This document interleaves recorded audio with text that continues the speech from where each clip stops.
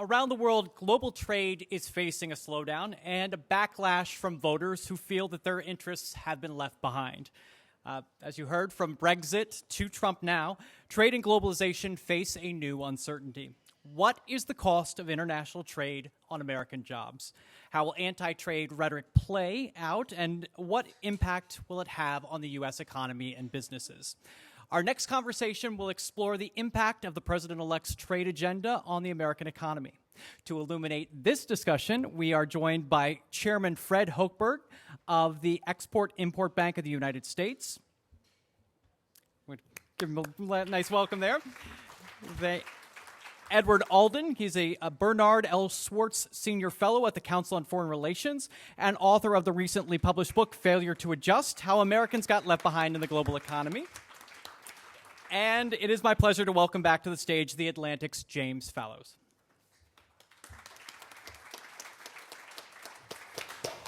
Greetings again. Nice to see you. Long time no see. I'm really glad, and our conversation is a natural extension of what we were just talking about with Peter Orszag. You both know from your respective viewpoints, running the XM Bank and writing about the effects of trade, the way in which, in essence, demonization of trade has been a central part of this campaign, and the emotions of people who feel dislocated by trade have also been very central emotion. I'm just going to start with a perspective setting question, and I'll start with you, Ted Alden, of how you think how the public should think about the human dislocation costs of trade and the way they had a role in this election. You've written a book on this topic, which is great, but give us the brief overview. I mean, it clearly had a big role, right? I mean, obviously, we know technology has probably had a bigger impact in terms of job dislocation, but trade has hit hard in some places. We see it from the research that David Otter at MIT and Gordon Hanson at UC San Diego and others have done. And if you look at the states that through the election to Trump, Michigan, Ohio, Pennsylvania, North Carolina, these were all states very hard hit in the 2000s by import competition, primarily from China. So yeah, it made a big difference, no question. And just to follow up on that before turning to Fred, having been to a lot of these places myself in the last while, my impression is that all of the recent, or most of the recent job loss is automation, technology, moving from Erie, Pennsylvania to Fort Worth, Texas, not China, not Mexico. Why is it kicking in now, as opposed to 10 years ago or 20 years ago when the real trade-related losses were happening? Honestly, I think a lot of it is a delayed impact. I think it takes a while for these things to hit and really affect people's conscience. I think it was worsened by the Great Recession and the financial crisis. So people kind of took a double whammy. There had been a hit there in the 2000s, some of which was import competition, others, as you say, technology, and then the impact of the recession. I think you put that together. A lot of people have had a very hard time getting back on their feet, and they're upset about it. And Peter Orszag said about the workers at the Carrier factory that Trump promised these jobs are coming back from Mexico, but Peter Orszag was saying, no, they're not. Are they coming back They're from Mexico? certainly not going to come back the way Donald Trump thinks about it. No, we're not going to go back to the 1960s economy when 25% of our population worked in manufacturing. But that said, I think there are things we could do in trade policy, and particularly domestically, in terms of supporting people facing very, very difficult adjustments to make their lives better, and I hope we will focus on those. I'm less than optimistic that we will, but I hope we will.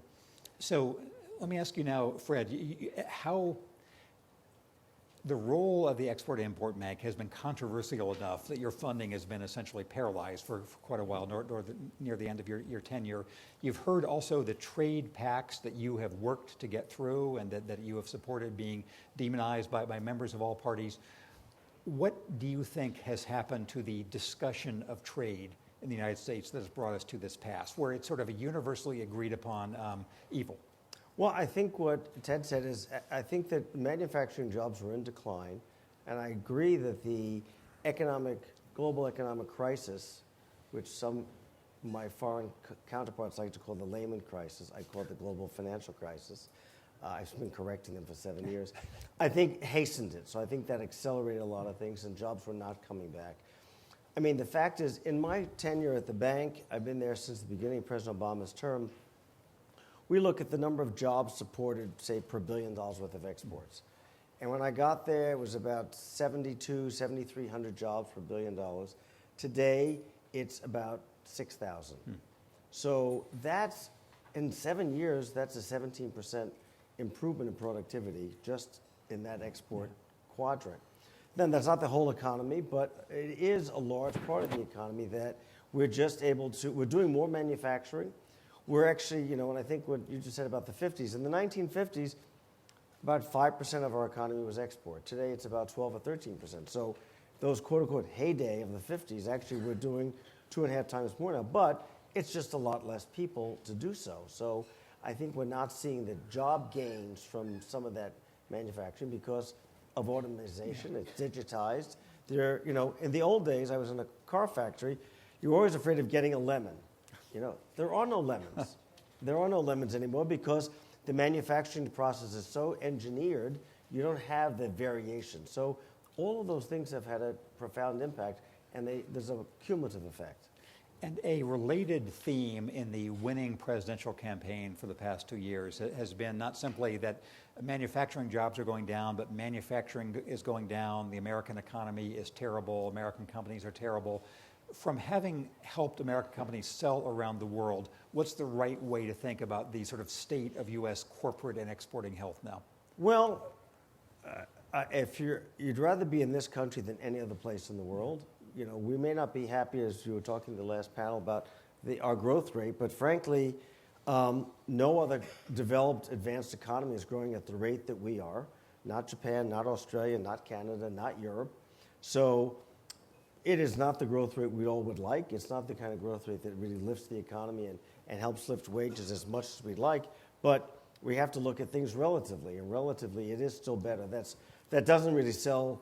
That doesn't elect people to office. You're better off than your counterparts in Europe. That really doesn't matter. But it does help when thoughtful people just help remind people of where we are relatively. We're in a slower growth period than we have been. That said, there's a lot of infrastructure that's being put in place around the world, from satellite technology, communications, airport transportation, rail, which we sell and export, which I think people forget, Jim, is we're the second largest exporting nation in the entire world. And we were the largest a dozen years ago. And the only one that's larger than us is China. So I actually am still an optimist. We could be, again, the largest exporting nation in the world. We have a lot of the innovation and technology.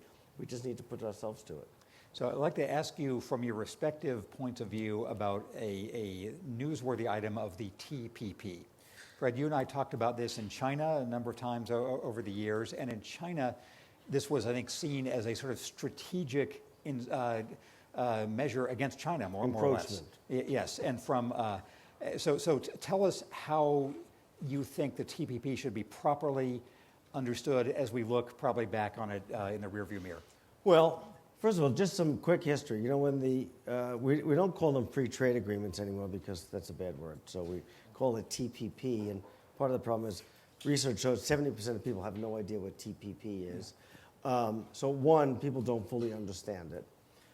Two, when NAFTA was done in the 90s, there were perhaps a dozen free trade agreements globally, perhaps a dozen. Today, there are more than 600. So we're ahead of the pack, and we're now getting sidelined. So we have to part of it is understanding the context we're in. Right now, there are free trade agreements all over the place, and we have a choice. We're going to have to, politics is choosing what's possible. It's not what's ideal.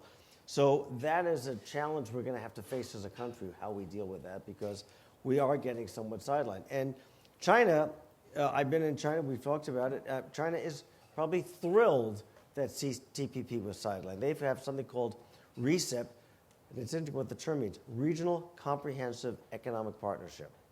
RCEP. It's with China and 10, 12 countries in Southeast Asia, many of the same countries as TPP. So they will fill that vacuum very, very quickly. This is a boon to China. So, Ted, I'll ask you from your perspective, the last chapter of your excellent book, Failure to Adjust, you talk about the TPP and other ways, other kinds of trade agreements. Tell us whether TPP was presented during the campaign as one more millstone around the neck of American workers and consumers. Was that a correct way to portray it? And what's the right way in trade agreements to advance the interests of the people left behind? Well, I do not want to leave this audience with an incorrect impression, right? I mean, the Trans-Pacific Partnership is dead. Yep. And the issue in the next administration is not going to be, do we go forward with TPP or do we go forward with, it's going to be how much do we roll things back? Yeah. What happens? Do we impose tariffs on Mexico? Do we impose tariffs on China? So we are moving into a very different era. U.S. administrations for the last 70 years have believed that global trade was a win-win. It was good for American companies, good for Americans, good for the world. This administration does not believe that. The coming administration, it sees trade as very much zero-sum. In my book, I argue that we've got to get away from black and white thinking here. I think trade agreements have not done everything for American workers that they were supposed to. I think they've hurt some American workers. I think we've lost our competitive edge in some place. I think shutting down the Export-Import Bank was one of the dumbest ideas ever, because that's an agency that's actually helping us sell products in the world. We actually have to think strategically both how to compete in the global economy and about how to help Americans adjust, acquire the skills, be able to prosper in that economy. We've never done that effectively as a nation, and I think we're about to pay the price for that. So I think killing TPP is a bad idea. I think TPP actually gives us some advantages, but it's the inevitable result when you actually do not pay attention to the frictions that have been created by globalization, and that's what we've done as a country. So take us through, if you say we're going to see in the next year, the next administration, more tariffs, more movement in the opposite direction, these free trade perspective, what will that mean in specific for the people to whom Donald Trump made his most urgent appeal, his most fervent appeal? The carrier plant workers, others. Take us through what this will mean. Well, I mean, I don't think it will mean good things for them. So if he carries out the full agenda that he's talked about, 45% tariffs on Chinese imports, 30% on Mexico, et cetera. I mean, the Peterson Institute came out with a study a few months ago that suggested that'll drive the economy into a recession. We're going to lose several million jobs. You're not going to drag manufacturing jobs back by imposing tariffs, particularly in manufacturing. We live in a world of global supply chains. I mean, the U.S. auto industry, which has been doing quite well in recent years, is fully integrated in North America, in Canada and Mexico. You start trying to lop off one part of that by saying, well, we're not going to import parts or vehicles from Mexico, you're going to blow up the whole auto industry supply chain, and that's going to cost jobs in Michigan and Ohio and other places. I think the ends are legitimate ones. We've got to think more strategically about strengthening our manufacturing economy. The reason that the loss of manufacturing jobs was such a difficult thing for this country was those were jobs that in effect raised everybody else up.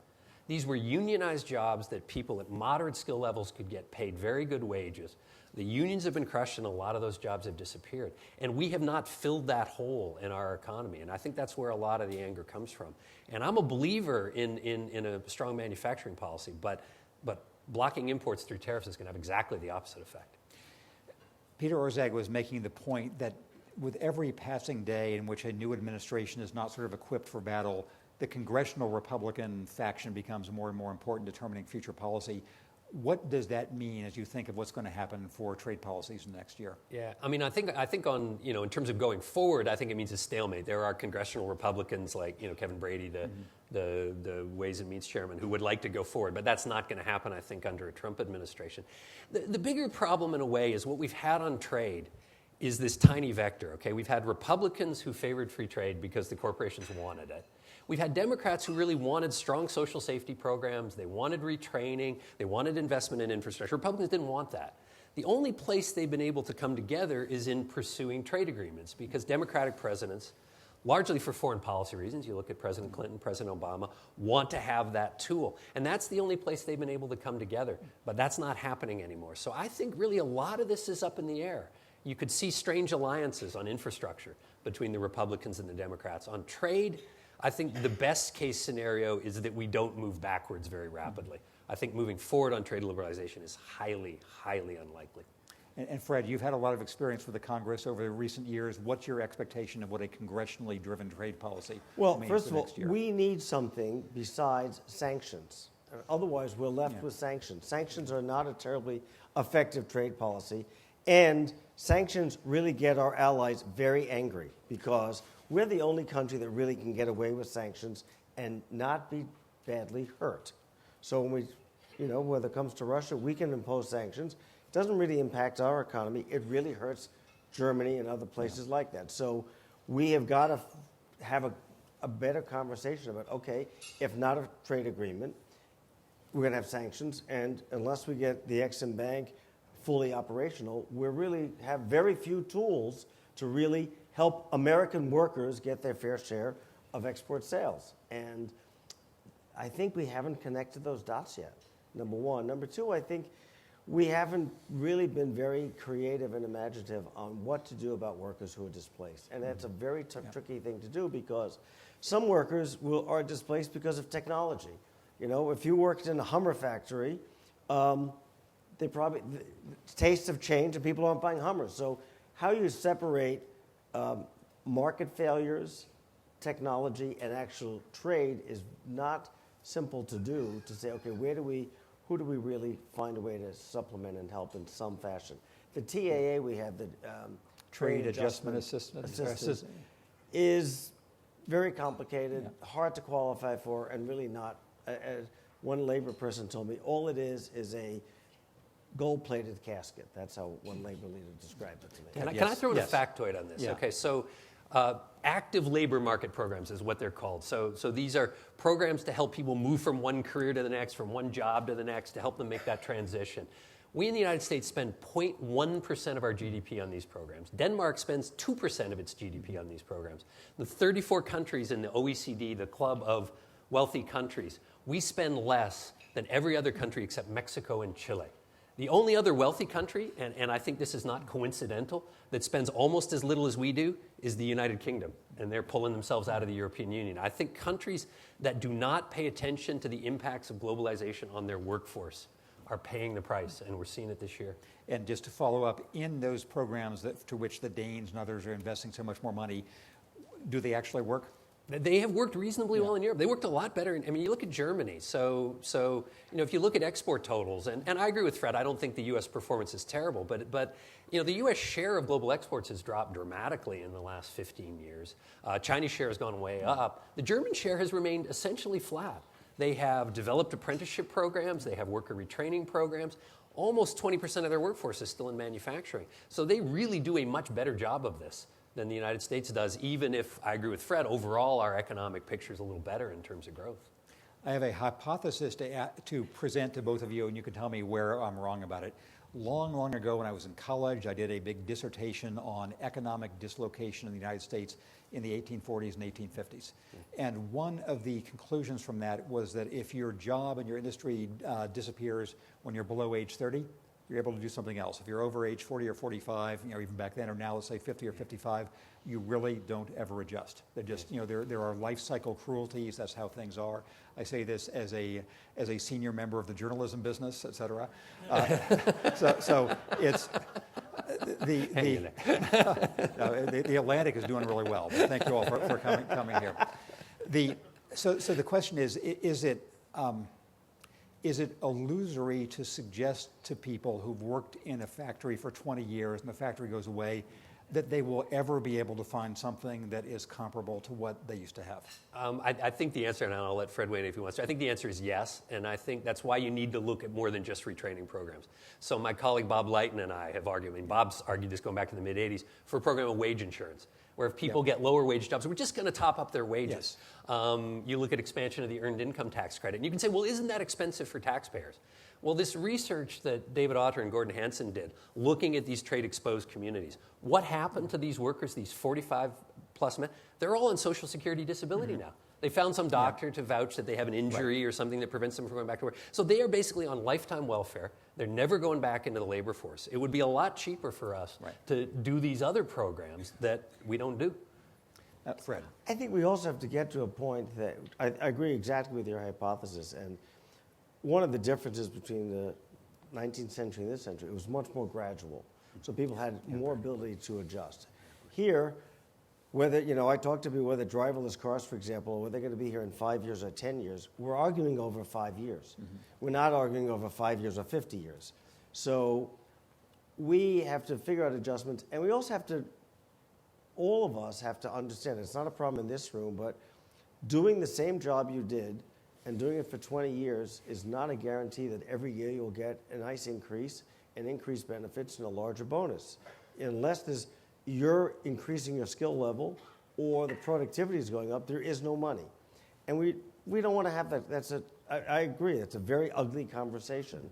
But we've sort of, I think we've misled people by saying, well, if you just keep this job, pay your dues, you're a union member, a non-union member, and you do this year after year, you'll keep making more money and everything will just be fine. And you're right, people under 30 know that's not the case.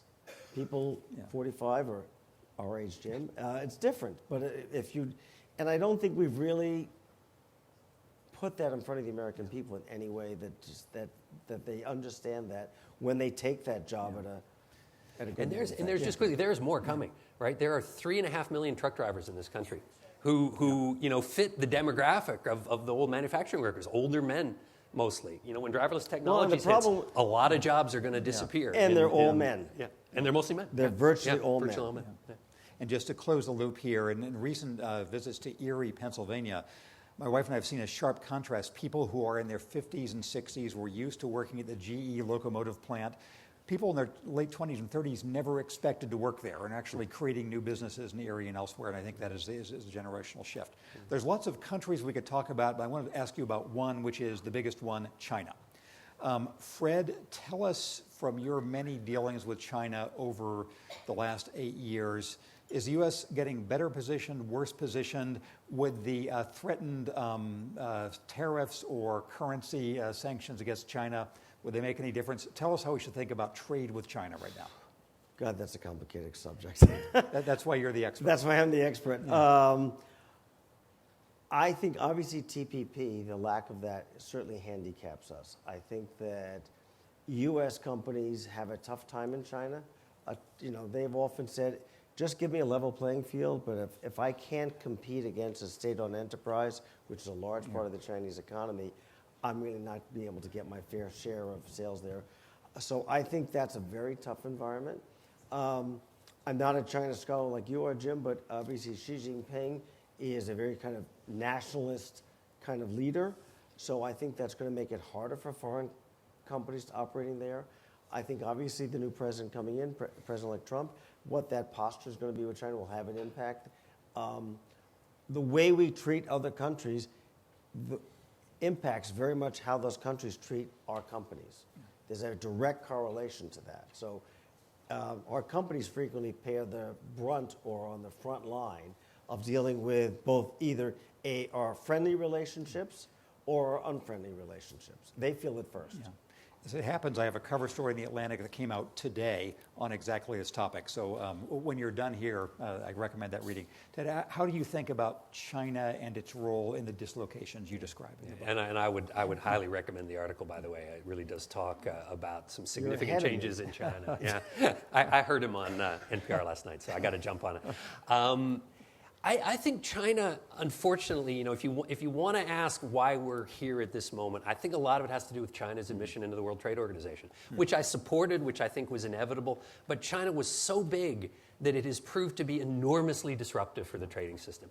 I mean, in particular, we know China subsidizes its companies very heavily. It discriminates on the basis of technology and regulations. These are all areas in which WTO rules have really not proved to be that effective. WTO rules are great if you slap a discriminatory tariff or quota. You can challenge those. They're kind of easy to prove. All these subtle areas are harder to go after. And I think as a result, we have seen a lot of damage in certain areas. It's been difficult for the U.S. government, even using the tools of WTO dispute settlement to go after it. It's not coincidental to me that Trump's top trade advisors all come out of the steel industry.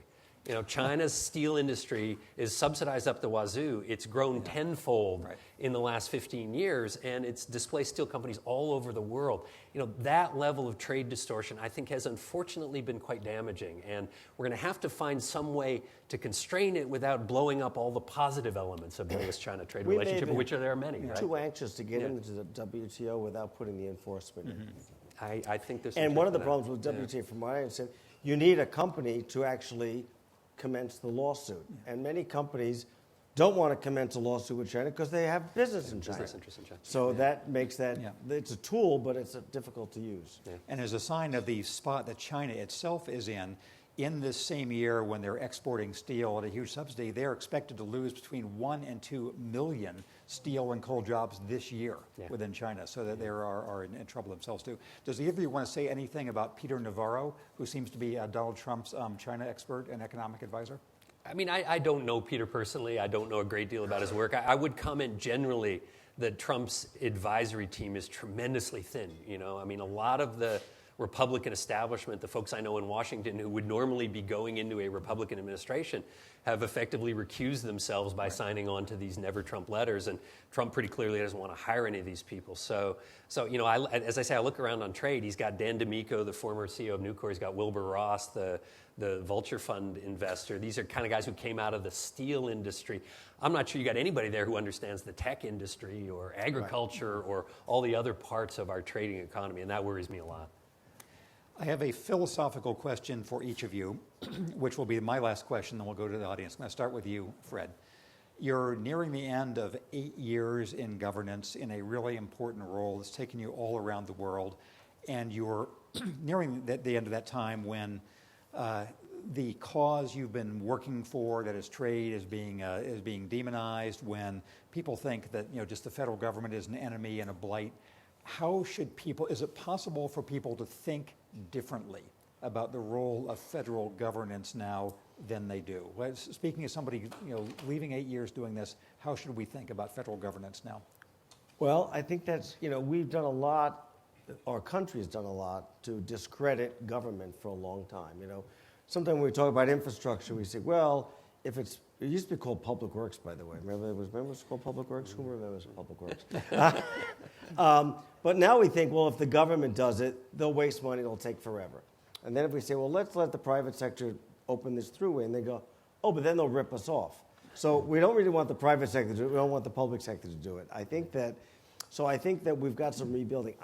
On the area that I spend a lot of time on in terms of exports, people may not like trade, but they like exports, which is a little tricky. We just want to sell, we never want to buy. For business leaders here, I think one of the failures of the business community, I will call it a failure, is they have not educated their workers about the benefits of exports and trade. They have, you know, so people see it as an enemy, but still, I was in a small factory in Jackson, Mississippi, 80 employees, and in the lunchroom were about 60 or 70 flags from around the world. And it was, they put up a flag whenever they made a sale to that country. And that week I was there, about 35% of the production was going to Saudi Arabia. And everybody in that factory knows that's who paid our salary this week. So Boeing, you go into the Boeing factory, and the first thing painted are the tail fins. So you walk in, you see Lufthansa, Air Berlin, Air France, Air India, China Air, and so forth. And say, okay, that's who bought our planes. Now, companies, it's one thing for the CEO and the government affairs person to go and meet with Paul Ryan and members of Congress. We have to get people who actually are livelihood is dependent on trade, dependent on export, to be engaged. And I think the business community has not really put that effort in. And just really quickly, John, I think it would be very interesting. You know, for the last 30, 40 years, whatever, we've heard from the people who've been hurt by the march of trade liberalization. If we see a Trump administration starting to slap tariffs on imports and countries retaliate on ours, we're going to hear from all the people whose jobs in this country depend on trade. So there could be a very different dynamic. I was in Wyoming right after the election talking with somebody who was a very big Trump supporter, but then was thinking he hopes that this didn't hurt the market in Mexico for his products. So, good example. Jim, I was in Utah, and on TPP, the farmers there are outraged. They said, we need to sell our beef to New Zealand and Australia, and Japan. This is, you know, who's going to help us do that right now? So my philosophical question for you, Ted, is that I posit this is the second Gilded Age. Everything that's wrong with the economy and culture now, we see the precedents of in 1880s, 1890s, dislocation from technology, from trade and all the rest. Bear with me in this hypothesis. Yeah. We know, looking back, there was a time through union rights or other ways that sort of the distribution of income went back up again. The extremes were brought back towards the center. What is your view on when the polarization and disruption of this second Gilded Age will be redressed, corrected, brought back? You know, I do not have a crystal ball, but I agree with your analysis. I think we're in a period that looks an awful lot like the 1920s and 1930s. I also work on immigration a lot, and we're about to see a major backlash against immigration through this new administration. And I think we're going to see a level of economic nationalism and restrictionism that we have not seen in this country in close to a century. And how long that will take to play out. Could be people tire of it really quickly. Could be people look at the consequences and they say, whoa, we learned this lesson once, we better learn it again. But I don't know how long it'll take to play out. I would just add, well, I think one of the frustrations with politics right now is politics is by its nature is slow. It means talking to people, getting buy-in, pulling a lot of people in. We live in an instant age, a Twitter age, and so I think there's a greater dislocation between the process of governing and the way communication moves. So to that end, perhaps this Gilded Age may come, the change may come faster. That's good. I'm going to tweet that. Yes. So for a question on this side of the room, who has a question, raise a hand, wait for a microphone. Yes, woman, yes, please. And so a microphone is coming, so wait. And leopard skin. Yes, and leopard skin. Leopard skin and glasses, yes. Okay, hi, Wendy Gold. Can you make a comment on the next wave that's going to come from artificial intelligence? We've spoken about technology, which has impacted labor. What's going to happen with artificial intelligence? Yes. Can I just, I'll recommend a book, because there's a book by my friend Vivek Wadhwa called Driver in the Driverless Car, which is coming out in a couple of months. I saw it has an excellent chapter on artificial intelligence, robotics, the whole next wave. A lot of things are going to change. And I think we need to learn the lessons from our mistakes in the era of globalization so that we're better able to deal with all the people who are going to lose jobs as a result of the coming technology innovations. So I highly recommend his work. Yes, in the front row here. So wait for a microphone. I'm disproportionately calling on the front row because that's about as far as I can see with the lights. But That's bright. yes. Thank you. Rob Colorina. I'm with an investment group. First, I guess, observation on the tech side. I think Thiel's position, choice to the transition side, I think that speaks some volumes on the tech. But my question is with respect to, I guess, the labor side. I think the American labor side is pretty sophisticated. I think they recognize jobs were sort of a promise during the campaign. There's going to be some correction. With that said, how do the various states either compete together or compete separately towards attention by this administration, just given some of the other priorities? And that's related to things you discuss in your book, sort of a competition among states, et cetera. Yeah, I mean, just quickly, I argue in my book, and Jim, some of your work has been about all the interesting things happening at state and local levels. I kind of argue a better role for the federal government is to get behind the states in some of these things. If you're a state trying to build a solar panel industry, for instance, what the federal government does in trade policy matters for you. Yeah. And so if states are trying to attract us, I argue the federal government should be helping in various ways and playing a supporting role. So I hope that's where we'll go. States are largely neglected in U.S. trade policy. I think that's a real mistake. There's a mic over there. Yes. Hi, Gloria Brown Marshall. I wanted to kind of touch on how does diversity and the sense that the Trump administration has tied counter to the gay community, people of color, et cetera, since that's now a global issue as well. And we saw that with the Olympics and other ways that the pressures that we want to put on other countries to be more inclusive, and yet our government looks like it's backtracking. How does that generally or indirectly affect trade, et cetera? I have my own answer to that, then I'm going to turn to you, Fred, which is that I've spent a lot of my life living outside the United States. What makes me feel proudest of being an American is precisely its diversity, precisely that Olympic team, precisely that we are a place where people we can get an outsized share of the world's talent because everybody can feel that he or she has a chance to do things. And so I am heartsick by the thrust of recent politics that is, to me, the rejection of everything that I love about this country. So I am sorry to see that, and Fred, what is your view on this? Well, I think some of what we've seen is a little bit of a last-ditch stand. And so I think that the diversity is here. None of us can move to Europe and be French or German, no matter what we do. We can be there for 50 years. We can never. Someone from there moves to our country, and they're an American. Yeah. My mother came here at age 10, and I thought about, when you mentioned this, I thought about the whole controversy about the quote-unquote Mexican-American judge who was born in Indiana. If you called my mother German-American, she would have hit you. And if you called me German-American, because my mother's born in Germany, I would look at you, what are you talking about? So, but partly that genie's out. And we've always had pressure trying to push it back, but that is who we are. It is our greatest strength. So I'm concerned, but it's very hard to push that back.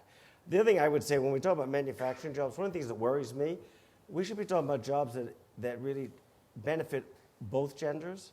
And too many of the manufacturing jobs, every time I go into a factory, I ask, well, what's the gender makeup in here and how much do you pay? And there are more and more, that's the advantage, because less and less manufacturing jobs are about lifting heavy things, but are really operating computers on the floor. But I want to talk about manufacturing jobs, but making sure it's also gender neutral, that we're not just worrying about men drivers and men in factories. That's really not the way to have a good industrial Ted, a policy. final word from you. Fasten your seatbelts. I mean, the next 4 years are going to be a wild ride. Okay, again, we have unfortunately reached the end of our time. Please join me in thanking Fred Hochberg and Ted Alden. Okay. Thank you. Well done. Thank you.